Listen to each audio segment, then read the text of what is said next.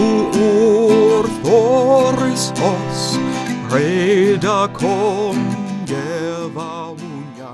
Hi everyone, my name is Dr. Scott Schell, and I'm an independent scholar formerly associated with the University of California, Berkeley in the German department. I have a bachelor's degree in German, a master's degree in linguistics, and a PhD in Germanic linguistics. Now, in the second video of the Old Saxon Heliand series, I would like to go ahead and discuss our very first instance of juxtaposition, that is the Christian worldview juxtaposed to the Saxon worldview. Now, bear in mind that the Heliand was written in the 9th century CE, more specifically around 850 CE. And the reason I'm bringing this up is because we even have instances of revolts during the composition of the Heliand. We even have instances of revolts after the composition of the Heliand.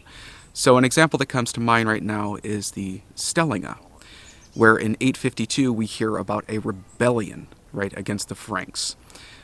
This word is actually kind of interesting. It means the restorers, if you will. So they were actually fighting to restore and, retain whatever Saxon heathen customs and laws that they once had and that they currently have. They were trying to, like I said, literally restore them and just kind of hang on to the ones that were already present. And so that being taken into consideration, we actually have a very hostile audience, right? So the poet is trying to sort of tackle with the idea of, okay, I need to placate everyone. I need to placate the Christians and I need to placate these heathens, right? And so he needs a really good opener, right? He's going to only have that one shot, really. He's got to go in there, he's got to talk to that audience, and he needs to grab their attention immediately. So this is what he came up with. Mariga waren, sa sia mod spon, dat sia word godes wisjan begunnen, rekian dat giruni, dat dia rikio Christ, under man kunia marida ja frumida, mit worden and mit werken. There were many whom their spirit enticed, that they began to teach the word of God, to recount the great mysteries, or runes, that the powerful Christ among mankind carried out wonders through words and through works. So the instance of juxtaposition is the word of God, which is next to the rune, giruni, right? The word of God is just straight from the Gospel of John. And the word rune actually does exist in Old Saxon. It's actually runa, right? That's the exact cognate to like Old Norse rune. However, the poet chose to use the word giruni, in which case I find even more fascinating in this instance. So let's break down that word real quick. We have the suffix, which is ye. We have the root, which is rune. And then we have the suffix, which is just e. The GI, the y, is actually what makes this most fascinating.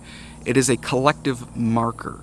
So what that means, for example, in English we have collective nouns. We have water and sand, right? You don't say typically waters in the sense of I would like a glass of waters, right? That collective sense is already implicit, right? So this GI suffix, this y in giruni, actually implies more of a collective mysteries or collective runes, if you will. So the Saxon audience, that definitely would have captured the heathen audience, right, to tell them that in the beginning was actually the great, these great mysteries, these great runes, if you will. It doesn't really surprise me too much either if that was the original case, that they understood that in the beginning was the collective mysteries. After all, even one of the oldest runic inscriptions, I'm talking about the Nullaby stone here, has this notion of the runes stemming from the divine gods or the divine advisors, the Ragina Kundo, right? Or even the instance of Ginunga gap. In the beginning was this gap full of Ginung, or this sort of magic, right? This gap that was a magical void, if you will. And even, going back to the Ragina Kundo thing on the Nullaby stone, you even have something similar in the Old Saxon Heliand with the Regeno Yaskapu, the shapers of these gods, or really the common translation is the shapers of fate, if you will, or the fates. It's kind of an interesting word. Ragino, that is. So, what I wanted to go over with you as well, if you ever, went ahead and tried to tackle the Heliand and tried to do some translation, you're going to probably run into some issues here in the first line, or at least I did. I thought it was kind of interesting with all this variation with how it opened up. So, for example, if you looked at James Cathy's Heliand, and you wanted to start working on some translation there, you'll see that the beginning opens up like this. Maniga waren, dat sie modje spon, dat sie begonnen word godes, rekiant dat giruni, dat the arikio Christ. Now let's go ahead and look at Sievers. Maniga waren, dat sie modje spon, dat sie word godes, wissian begonnen, rekiant dat giruni, dat the arikio Christ.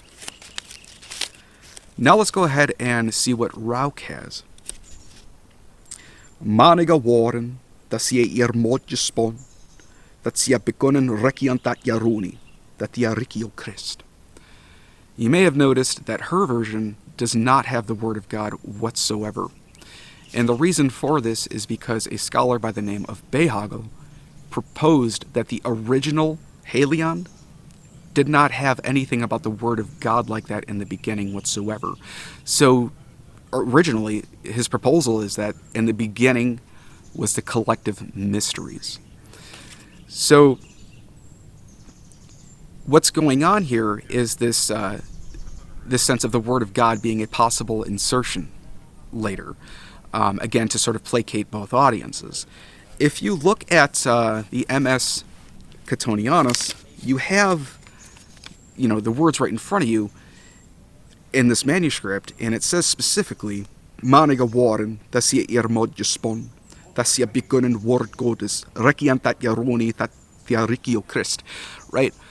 Now, if you look at the word of God right there, there's nothing to alliterate with that word. So what is it doing there?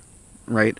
So that's that wasn't really the central point to Behagel's argument, but that's just kind of something that I've been contemplating here. If you look at my previous video, I go ahead and discuss alliteration, so if you have any questions regarding that, just go ahead and take a look at that video. But everything else, the first line and the third line, the alliteration is okay. Yeah, so that all being taken into consideration, it may have been actually possible that the Saxons understood something as, like, in the beginning was, the collective mysteries, if you will.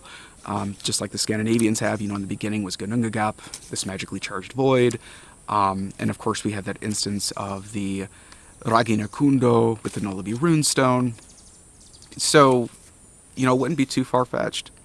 Either way, at most, it is kind of interesting to see this juxtaposition of imagery, right? One that is clearly Christian, Word of God, and then the other one, which is clearly heathen, which is Yaruni. So that's pretty much all I wanted to go ahead and talk about today. I know it was only one instance of juxtaposition, but as you can see, I kind of like to really get in, on these phrases, in these areas, and just try to, explain as much as I can or offer as much, feedback as I can regarding these instances. So I will see you all next week with another video on juxtaposition, and I'm wishing you all a pleasant day. I will talk to you all soon.